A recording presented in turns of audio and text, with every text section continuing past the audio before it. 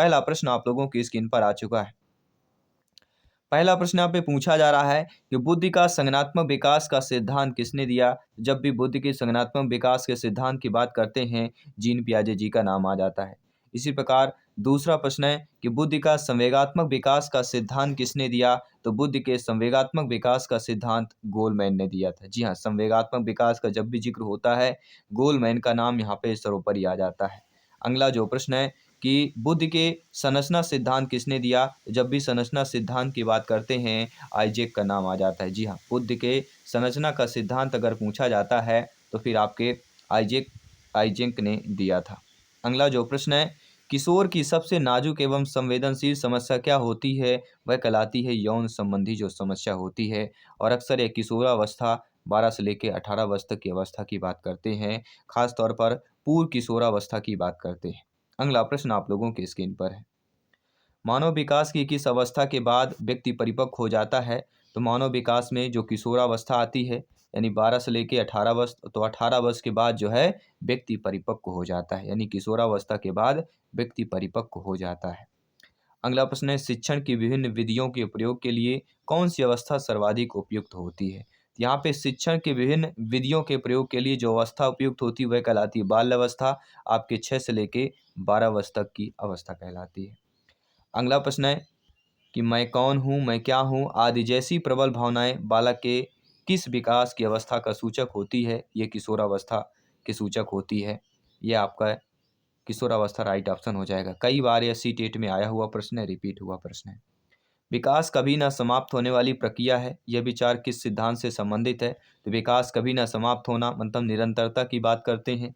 तो विकास कभी ना समाप्त होने वाली प्रक्रिया, यह विचार निरंतरता के सिद्धांत से संबंधित हो जाती है। इसी के साथ ही आपका अगला प्रश्न आप लोगों के स्क्रीन पर है कि शिक्षा मनोविज्ञान एक विज्ञान है। तो जो शिक्षा मनोविज्ञान है यह मानव व्यवहार की एक विज्ञान है। किसका हो जाएगा, मानव व्यवहार की एक विज्ञान हो जाएगा। अगला प्रश्न है विकास प्राणी में प्रगतिशील परिवर्तन है जो निश्चित लक्ष्यों की ओर निरंतर निर्देशित होता रहता है। यह कथन किसका है, यह कथन ड्रेवर का कथन है। कई बार ये भी पूछा गया है, रिपीटेड हुआ प्रश्न है। आइए बात करते हैं आपके पूछा अगले गया है, प्रश्न की। रिपीटेड हुआ प्रश्न है। सीखने का आइए सिद्धांत बात किसने करते हैं दिया। आपके जब भी अगले प्रश्न सीखने का की। जिक्र होता है सीखने का सिद्धांत थांडाइक का किसने जिक्र दिया। होता जब है। भी सीखने का थांडाइक जिक्र ने किस होता पर है, प्रयोग किया, थांडाइक का बिल्ली पर जिक्र प्रयोग होता है। किया था। थांडाइक ठीक ने है, किस पर ये प्रयोग सभी किया, लोग ध्यान देना है। बिल्ली पर प्रयोग किया और था। अगला प्रश्न ठीक है है, ये कि सभी खेल लोग ध्यान पद्धति के देना है। जनक कौन है। तो और खेल अगला पद्धति के प्रश्न है जनक और कि कोई खेल नहीं आपके पद्धति के जनक किलपैट्रिक कौन है, है। ये तो भी खेल आपको नोट पद्धति कर के लेना जनक है। और कोई नहीं आपके अगला जो प्रश्न किलपैट्रिक है है, ये भी आपको ह्यूरिस्टिक नोट कर पद्धति के लेना है। जनक कौन है। तो अगला जो प्रश्न है ह्यूरिस्टिक पद्धति के ह्यूरिस्टिक जनक पद्धति के और कोई जनक नहीं कौन है। आपके प्रोफेसर ह्यूरिस्टिक आर्नस्टाइन की ह्यूरिस्टिक बात पद्धति के करते जनक हैं। अगला जो प्रश्न है कि प्रोजेक्ट पद्धति के जनक कौन है। तो प्रोजेक्ट पद्धति के जनक आपके जॉन डीवीजी है। अगला जो प्रश्न है कि अस्थाई मानव दांत कितने होते हैं। तो अस्थाई मानव दांतों की संख्या टोटल 20 होती है जो कि अस्थाई होते हैं। शिशु के मस्तिष्क का वजन लगभग कितना होता है। तो शिशु के मस्तिष्क का वजन लगभग 350 ग्राम होता है। ये कई बार पूछा गया है। और अगर यह प्रश्न भी पूछा जाता है कि मनुष्य के मस्तिष्क का वजन कितना होता है तो 1400 ग्राम। शिशु का 350 ग्राम होता है और स्वस्थ मनुष्य का 1400 ग्राम होता है। अगला प्रश्न है जीन पियाजे जी ने जिनेवा में किसकी स्थापना की थी। तो जीन पियाजे जी ने जिनेवा में आपके लेबोरेटरी स्कूल की स्थापना की जिसमें उन्होंने मनोविज्ञान के कई प्रयोग किए। तो किसकी स्कूल की, लेबोरेटरी स्कूल की स्थापना की थी जीन पियाजे जी ने जिनेवा में। जीन पियाजे जी के द्वारा रचित पुस्तक का नाम क्या है। तो जीन पियाजे जी द्वारा एक रचित पुस्तक है, वह है the language and thought of the child. यह पुस्तक इन्होंने कब लिखी थी, 1923 में लिखी थी, the language and thought of the child. ठीक है, जीन पियाजे जी की पुस्तक थी जो कि 1923 में जीन पियाजे जी ने लिखी थी। जीन पियाजे जी ने संज्ञानात्मक विकास को ध्यान में रखते हुए बालक की कितनी अवस्था बतलाई। तो जीन पियाजे जी ने संज्ञानात्मक विकास को ध्यान में रखते हुए 4 अवस्थाएं बताई हैं। पहली अवस्था है संवेदी गत्यात्मक अवस्था, जन्म से लेकर 2 वर्ष तक की अवस्था कहलाती है। दूसरी अवस्था है पूर्व संक्रियात्मक अवस्था, 2 से लेकर 7 वर्ष तक की अवस्था कहलाती है। तीसरी है ठोस मूल संक्रियात्मक अवस्था जो 7 से लेकर 11 वर्ष तक की अवस्था कहलाती है। और चौथी है औपचारिक संक्रियात्मक अवस्था जो 11 से लेकर 18 वर्ष तक की अवस्था कहलाती है। इसी के साथ ही आपका अगला प्रश्न है कि बच्चों में बौद्धिक विकास की 4 विशिष्ट अवस्थाओं की पहचान किसके द्वारा की गई। जीन पियाजे जी के द्वारा की गई थी। अगला प्रश्न है, विकास कभी न समाप्त होने वाली प्रक्रिया है, यह निरंतरता के सिद्धांत से संबंधित है। यह प्रश्न रिपीट किया गया है, यह कई बार पूछा गया है, वीवीआईपी प्रश्न है, नोट कर लीजिएगा। अगला, प्राथमिक स्तर पर एक शिक्षक में निम्न में से किसे सबसे महत्वपूर्ण विशेषता माननी चाहिए? तो धैर्य और दृढ़ता को। एक शिक्षक के लिए, क्योंकि आप सभी लोग भावी अध्यापक अध्यापिकाएं शिक्षक बंधु हैं, एक प्राइमरी लेवल के शिक्षक के लिए, अध्यापक अध्यापिका के लिए महत्वपूर्ण विशेषता यह है धैर्य और दृढ़ता। अगला प्रश्न आप लोगों के स्क्रीन पर है, उत्तर बाल्यावस्था में बालक भौतिक वस्तुओं के किस अवस्था या किस आवश्यक तत्व में परिवर्तन समझने लगता है? देखिए, उत्तर बाल्यावस्था की जो एज कहलाती है वह कहलाती है 9 से लेकर 12 वर्ष तक की अवस्था। पूर्व बाल्यावस्था 6 से लेकर 9 कहलाता है, लेकिन यहाँ पे उत्तर बाल्यावस्था पूछा गया है। तो उत्तर बाल्यावस्था में बालक भौतिक वस्तुओं में जिन आवश्यक तत्व में परिवर्तन समझने लगता है वह आवश्यक तत्व द्रव्यमान, संख्या और क्षेत्र होते हैं। अगला प्रश्न है कि दूसरे वर्ष से अंत तक शिशु का शब्द भंडार होता है। शिशु के बच्चे के शब्द भंडार से प्रश्न पूछा जाता है। तो दूसरे वर्ष के अंत तक बच्चे में, शिशु में शब्द भंडार की संख्या लगभग 100 शब्द हो जाते हैं। अगला है, शर्म तथा गर्व जैसी भावना का विकास किस अवस्था में होता है? तो बाल्य अवस्था में होता है। 6 से लेकर 12 वर्ष तक की अवस्था की बात कर रहे हैं। अगला प्रश्न है, सभी प्यारे मित्र, प्यारे प्यारे भाइयों की प्यारी प्यारी बहनें, गृहिणी जिनका सपना है सीटेट एग्जाम को फतेह करना, 101% सिलेक्शन पाना, क्रैक करना, सभी कमेंट कीजिएगा। जी हाँ, प्रत्येक भाई बहन गृहिणी। जी हाँ जयसवाल सर, आप सभी का अभिनंदन, स्वागत करते हैं। अगला प्रश्न आप लोगों के स्क्रीन पर है कि मैकडूगल के अनुसार मूल प्रवृत्ति जिज्ञासा का संबंध कौन सा संवेग से है? तो मूल प्रवृत्ति जिज्ञासा का संबंध आश्चर्य संवेग से है, ये भी नोट कर लेना है। मैकडूगल ने 14 मूल प्रवृत्तियां बताई थी, 14 मूल संवेग बताए थे, जो सभी लोग आप लोग जानते हैं। अगला प्रश्न है, बाल्यावस्था होती, तो हमने बताया बाल्यावस्था जो होती है 6 से लेके 12 वर्ष तक की अवस्था होती, कहीं कहीं आपको 5 से लेके 12 वर्ष तक भी नजर आएगा। ठीक है, तो कंफ्यूज बिल्कुल नहीं होना है। अगला जो प्रश्न है, शरीरी विकास का क्षेत्र माना स्नायु मंडल कहलाता है। अगला प्रश्न है, विवेचना रहित, जी हाँ साथियों, विवेचना रहित विचार की अवस्था मानी गई है। तो विवेचना रहित विचार की अवस्था 4 से लेकर 7 वर्ष तक जो है मानी गई है। अगला, बुद्धि का त्रिक बुद्धि सिद्धांत किसने दिया? देखिए, बुद्धि का जब भी बहुकारक की बात करते हैं तो थांडाई की बात करते हैं। ठीक है, और जब भी बुद्धि के त्रिक बिंदु सिद्धांत, जी हाँ, बुद्धि का जो है त्रिक बिंदु सिद्धांत अगर पूछा जाता है तो फिर आपके स्टर्नबर्ग की बात करते हैं। और समूह कारक की अगर पूछा जाता है तो थर्स्टन की बात करते हैं। बहुकारक में थांडाई की बात करते हैं। द्विकारक में स्पीयरमैन की। एक कारक में बीने टर्मन की बात करते हैं। ठीक है, आइए बात करते हैं अगले प्रश्न की। बुद्धि के त्रिकक बुद्धि सिद्धांत किसने दिया? स्टर्नबर्ग ने दिया था। इन्होंने बुद्धि के 3 भागों में बांटा था, इसलिए इनका नाम त्रिक बिंदु सिद्धांत पड़ गया। एक बिंदु है विश्लेषणात्मक बुद्धि, दूसरा है व्यवहारिक बुद्धि और तीसरा है आपका सृजनात्मक बुद्धि। ठीक है, इसलिए इनका नाम जो है बुद्धि का त्रिक बिंदु सिद्धांत नाम दिया गया। स्टर्नबर्ग की बात करते हैं। अगला प्रश्न है, जीन पियाजे जी के अनुसार बुद्धि क्या होती है? तो जीन पियाजे जी के अकॉर्डिंग देखा जाए, बुद्धि जो होती है वातावरण के साथ अनुकूलन करने की एक प्रक्रिया होती है। अगला प्रश्न है, अल्फ्रेड बिने के अनुसार बुद्धि के प्रकार बताना है। तो अल्फ्रेड बिने के अनुसार बुद्धि के 4 शब्दों से मिलकर बना होता है। पहला होता है ज्ञान, दूसरा होता है आविष्कार और तीसरा होता है निर्देश और चौथा होता है आलोचना। तो अल्फ्रेड बिने के अनुसार बुद्धि 4 शब्दों से मिलकर बना है, ज्ञान, आविष्कार, निर्देश और आलोचना से। अगला प्रश्न है, टर्मन के अनुसार बुद्धि की क्या परिभाषा है? तो टर्मन के अकॉर्डिंग जो देखा जाए स्टेटमेंट क्या है, बुद्धि जो है अमूर्त विचारों के बारे में सोचने की योग्यता है। अगला प्रश्न है, थर्स्टन के अनुसार बुद्धि की क्या परिभाषा है? तो थर्स्टन के अकॉर्डिंग स्टेटमेंट क्या है कि बुद्धि एक सामान्य योग्यता है जिसके द्वारा व्यक्ति नई परिस्थितियों के साथ समायोजन करता है। एक है ईस्टर्न के अनुसार परिभाषा है। अगला जो आपका है प्रश्न कि बकिंघम के अनुसार बुद्धि की क्या परिभाषा है? तो बकिंघम के अनुसार बुद्धि की परिभाषा है कि सीखने की शक्ति ही बुद्धि है। किसका कहना? बकिंघम का कहना है कि सीखने की जो शक्ति होती है उसको ही बुद्धि कहते हैं। आप कितना ज़्यादा सीख सकते हैं, आपके अंदर सीखने की कितनी क्षमता है, आपके अपने कितने ज़्यादा शब्द भंडार ग्रहण करने की क्षमता है, आपके अंदर कितने प्रश्न और उत्तर कंबाइन करने की क्षमता है, आपके माइंड पे कितनी मेमोरी है कि ये सारे आपको थॉट्स, ये सारे क्वेश्चन आंसर आप लोग सेव कर सकते हैं। अगला है, वेसलर के अनुसार बुद्धि की क्या परिभाषा है? तो वेसलर का भी कहना है बुद्धि के अकॉर्डिंग कि बुद्धि किसी कार्य को करने की, तार्किक चिंतन करने की, वातावरण के साथ संयोजन करने की सामूहिक योग्यता है। ये किसका कहना है? आपके वेसलर का कहना है। ठीक है, तो सभी प्यारे मित्र अच्छे तरीके से प्रत्येक क्लास को अटेंड कर रहे हैं, ये सारे प्रश्न को अटेंड कर रहे हैं। साथ ही साथ फ्री नोट्स वीडियो फाइल प्राप्त करना चाहते हैं, आई होप आपने टेलीग्राम ग्रुप चैनल हमारा जरूर ज्वाइन कर लिया होगा, जायसवाल कोचिंग सेंटर। ठीक है, चलिए बात करते हैं अगले प्रश्न की। अगला प्रश्न है, सामान्यतः बुद्धि कितने प्रकार की होती है? तो सामान्यतः बुद्धि देखा जाए तो 3 प्रकार की होती है। कितने प्रकार की? 3 प्रकार की।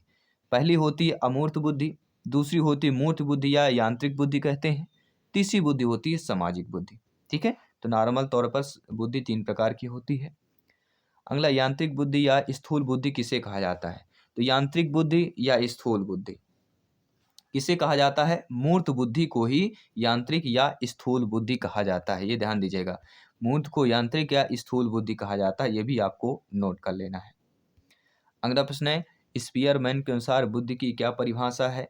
तो स्पीयरमैन के अनुसार बुद्धि तार्किक चिंतन करने की एक योग्यता कहलाती है। इसी के साथ ही आपका अगला प्रश्न आप लोगों की स्क्रीन पर है कि बाल अपराध बनने के क्या क्या कारण होते हैं? तो बाल अपराध बनने का पहला कारण होता है अनुमानसिकता, दूसरी होती व्यक्तिगत आवश्यकताओं की पूर्ति न होना, तीसरी होती शारीरिक दोष, ऐसे बालक हीन भावना से ग्रसित होने के कारण अपराधी बन जाते हैं। चौथा होता है घर का वातावरण अशांत होना, पांचवा होता है कुसंगति के कारण या दोस्ती के कारण, दादा दादी का अधिक लाड प्यार के कारण, स्तरहीन मनोरंजन के कारण, माता पिता के गरीब होने के कारण, पक्षपातपूर्ण व्यवहार होने के कारण, माता पिता का तलाक। ये सारी चीज़ें आपके, ये 10 रीजन है, 10 कारण हैं बाल अपराध बनने के कारण। आइए बात करते हैं आपके अगले प्रश्न की। बाल अपराधियों के उपचार क्या क्या होते हैं? तो बाल अपराधियों का पहला उपचार होता है मनोवैज्ञानिक विधि, दूसरी होती है समाजशास्त्री विधि, तीसरी होती है आपकी वैधानिक विधि। अगला प्रश्न यहाँ पे दिया गया कि समस्याग्रस्त बालक कौन कौन से होते हैं? वे बालक जिनके व्यवहार में ऐसी कोई असामान्य बात होती है जिसके कारण वे समस्याग्रस्त बालक बन जाते हैं, जैसे कक्षा में देर आना, स्कूल से भाग जाना, कक्षा में अधिक बातें करना, अधिक क्रियाशीलता होना, या कह सकते हैं गृह कार्य के ही न लाना। गृह कार्य शिक्षक देते हैं, बच्चे गृह कार्य करके विद्यालय नहीं जाते हैं। कक्षा में अगर शिक्षक पढ़ा रहे हैं तो पढ़ाई में ध्यान ना लगाना। ये सारे छठे कारण समस्याग्रस्त बालक की पहचान है, समस्याग्रस्त बालक के ये कारण हैं। आइए बात करते हैं अगले प्रश्न की। समस्याग्रस्त बालकों की समस्या शिक्षक द्वारा कैसे दूर की जाती है? आपकी कक्षा में कुछ ऐसे बच्चे हैं जो समस्याग्रस्त बालक हैं और उन बच्चों की आपको समस्या दूर करना है, तो आपको क्या करना चाहिए? आपको शिक्षक को ऐसे बालकों को अलग अलग बिठाएं, सबसे आगे बिठाएं, या शिक्षक को स्वयं बालक की समस्या को कारणों का पता लगाना चाहिए और उसे दूर करना चाहिए। या तीसरा, शिक्षकों को ऐसे बालकों के घर जाकर उनकी समस्या का पता लगाना चाहिए, उनके अभिभावक से, उनके माता पिता से बात करनी चाहिए। गिलफोर्ड ने सृजनशील के 4 तत्व कौन से बताए हैं? तो गिलफोर्ड ने सृजनशील के 4 तत्व बताए हैं, जिनमें पहला तत्व होता है आपके लोचशीलता की बात करते हैं, मौलिकता की बात करते हैं, अपसारीशीलता की बात करते हैं और केंद्राभिमुख की बात करते हैं। ये 4 हैं, गिलफोर्ड ने सृजनशील के ये 4 तत्व बताए हैं। अगला प्रश्न है, वैज्ञानिक गुड ने सृजनशीलता के कितने तत्व दिए हैं? तो वैज्ञानिक गुड के अकॉर्डिंग जो है सृजनशीलता के 5 तत्व दिए गए हैं। ये 5 तत्व कौन कौन से दिए गए हैं? पहला होता है मौलिकता, दूसरा होता है अनुकूलता, तीसरा होता है विचारात्मक, चौथा होता है विचारों का साहचर्य, पांचवा होता है लोचशील विविध की बात करते हैं। अगला प्रश्न यहाँ पे दिया गया है कि सृजनात्मकता के प्रमुख तत्व कौन कौन से होते हैं? तो सृजनात्मकता के प्रमुख तत्व मौलिकता, नवीनता, लचीलापन या लोचशीलता, विस्तारण करने की क्षमता या विभिन्नता। तो सृजनशीलता के 5 तत्व हैं जो आप लोगों के स्क्रीन पर है। इसी के साथ ही अगला प्रश्न है कि सृजनशील बालकों की विशेषताएं क्या होती है? तो सृजनशील बालक जिज्ञासु प्रवृत्ति के होते हैं, सृजनशील बालकों में उच्च महत्वाकांक्षा वाली होते हैं, सृजनशील बालकों के विचार व्यापक होते हैं, बड़े होते हैं, विस्तार पूर्वक होते हैं, सृजनशील बालकों में संवेदनशीलता अधिक पाई जाती है, सृजनशील बालकों में एकाग्रता पाई जाती है। तो ये 5 आपके विशेषताएं हैं सृजनशील बालक के। अगला प्रश्न स्क्रीन पर है, मनुष्य एक सामाजिक प्राणी है, किसने कहा? तो अरस्तु ने कहा था कि मनुष्य एक सामाजिक प्राणी है। अगला प्रश्न है कि बालक के समाजीकरण की पहली पाठशाला कौन सी होती है? तो पहली पाठशाला घर एवं परिवार होता है, दूसरी पाठशाला खेल का मैदान होता है और तीसरा होता है स्कूल। तो अभी तक दोस्तों हमने 50 प्रश्न लगातार कंप्लीट कर लिया। लगातार अब जो है 50 प्रश्न और करने वाले हैं, जो अब जो है सबसे ज़्यादा महत्वपूर्ण प्रश्न और भी इम्पोर्टेंट होने वाले हैं। लगभग आपके 90% चांस ये 50 क्वेश्चंस आने वाले हैं, क्योंकि ये सारे मॉडरेट प्रश्न हैं जो बार बार पूछे जाते हैं, रिपीट होते हैं, संभावित प्रश्न हैं। अगला प्रश्न है, प्रायः बालक चलना किस वर्ष में सीख लेता है?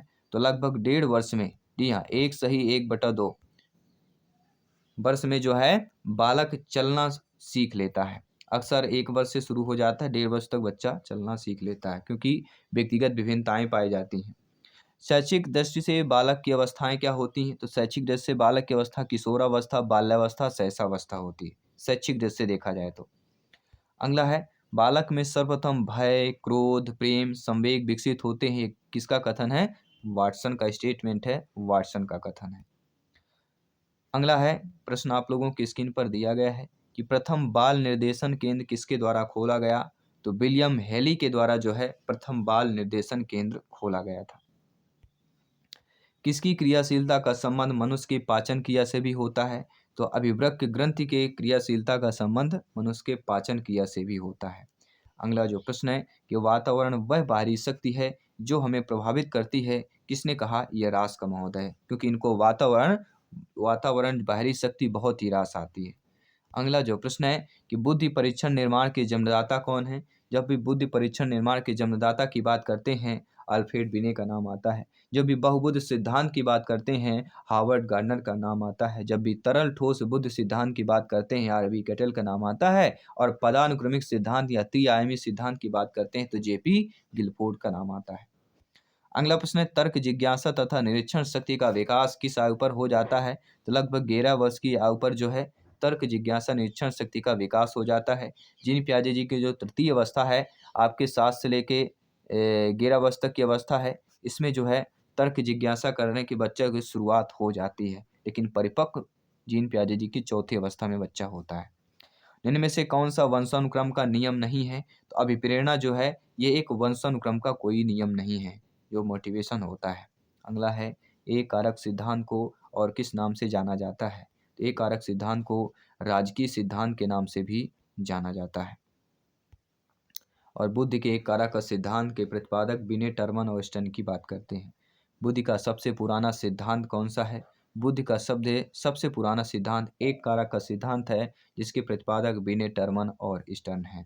अगला प्रश्न आता है, बुद्धि के द्विकारक सिद्धांत किसने दिया? बुद्धि का द्विकारक सिद्धांत आपके स्पीयरमैन ने दिया। अगर प्रश्न आता है, बुद्धि के त्रिकारक का सिद्धांत किसने दिया, या बुद्धि के बहुकारक का सिद्धांत अगर जिक्र होता है तो थार्नडाइक का नाम आता है। अगला प्रश्न स्क्रीन पर है कि स्पीयरमैन कहाँ के निवासी थे? तो स्पीयरमैन एक फ्रांस के मनोवैज्ञानिक थे, फ्रांस के निवासी थे।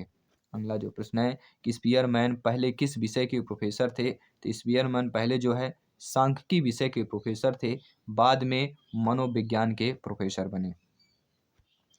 अगला है, स्पीयरमैन ने बुद्धि का संबंध किससे बताया है? तो स्पीयरमैन ने बुद्धि का संबंध किससे बताया है? चिंतन से बताया है। जी हाँ, स्पीयरमैन का कहना है कि बुद्धि का संबंध किससे होता है? चिंतन से होता है। आप कितना ज़्यादा चिंतन करते हैं, मनन करते हैं।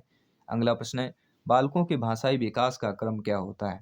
तो बालकों के भाषाई विकास का जो क्रम होता है, पहला होता है रोना, रुदन या क्रदन कहलाता है। दूसरा होता है बबलाना, तीसरा होता है हाव भाव। तो ये तीनों बालकों के भाषाई विकास के क्रम है।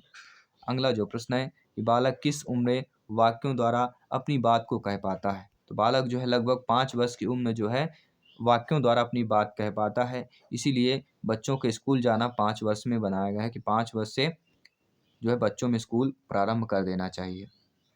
बालक सबसे पहले क्या बोलता है? तो बालक सबसे पहले व्यंजन, वह सबसे पहले माँ बोलता है, ठीक है, जो कि व्यंजन कहलाता है। अगला है, बालक सबसे पहले किस भाषा को पहचानता है?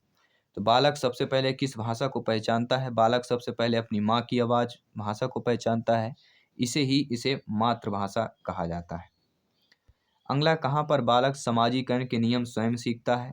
तो खेल के मैदान में बालक समाजीकरण के नियम स्वयं सीखता है, क्योंकि आपस में सहयोग करना, अपने क्रोध पर संयम करना, त्याग करना, ये सारी चीज़ें खेल के मैदान पर ही संभव है। अगला जो प्रश्न है कि बालक में नकारात्मक सोच कौन सी अवस्था में उत्पन्न हो जाती है? तो बालक में जो है किशोरावस्था में नकारात्मक सोच उत्पन्न हो जाती है। 12 से लेके 18 वर्ष तक की अवस्था की बात करते हैं। अगला प्रश्न साथियों स्क्रीन पर है कि छेद का सिद्धांत किस विद्वान ने दिया था? तो कर्ट लेविन ने छेद का सिद्धांत, जी हाँ, जब भी छेद के सिद्धांत का जिक्र होता है कर्ट लेविन का नाम सर्वोपरि लिया जाता है। कर्ट लेविन कहाँ के वैज्ञानिक थे? तो कर्ट लेविन एक जर्मनी मनोवैज्ञानिक थे। अगला जो प्रश्न आता है गेस्टाल्टवादी क्या होता है? आपने पढ़ा होगा गेस्टाल्टवादी। तो जर्मन विद्वानों का एक समूह है जिसे गेस्टाल्टवादी कहते हैं। और गेस्टाल्टवादी कौन कौन से हैं? इस समूह के ग्रुप में कोहलर, कोफ्फा, वर्दीमर। जी हाँ, कोहलर, कोफ्फा, वर्दीमर ये तीनों गेस्टाल्टवादी जर्मनी के विद्वान कहलाते हैं और एक ग्रुप में इस समूह में शामिल हैं कोहलर, कोफ्फा और वर्दीमर। अगला प्रश्न है कर्ट लेविन किस संप्रदाय के समर्थक थे? तो कर्ट लेविन संज्ञानवादी संप्रदाय के समर्थक थे। अगला प्रश्न है छेद सिद्धांत को किस किस नाम से जाना जाता है? तो छेद सिद्धांत को संज्ञानात्मक छेद सिद्धांत, स्थान मनोविज्ञान सिद्धांत, बाल दिशा मनोविज्ञान। तो छेद सिद्धांत को 3 अन्य नामों से जाना जाता है: बाल दिशा मनोविज्ञान सिद्धांत, स्थान मनोविज्ञान सिद्धांत या संज्ञानात्मक छेद सिद्धांत की बात करते हैं। अगला प्रश्न है कर्ट लेविन के क्षेत्र सिद्धांत में क्षेत्र का अर्थ क्या होता है? तो कर्ट लेविन का जो क्षेत्र सिद्धांत है, क्षेत्र का जो अर्थ होता है जीवन के विभिन्न क्षेत्रों से है, जैसे शिक्षा का क्षेत्र और स्वास्थ्य का क्षेत्र।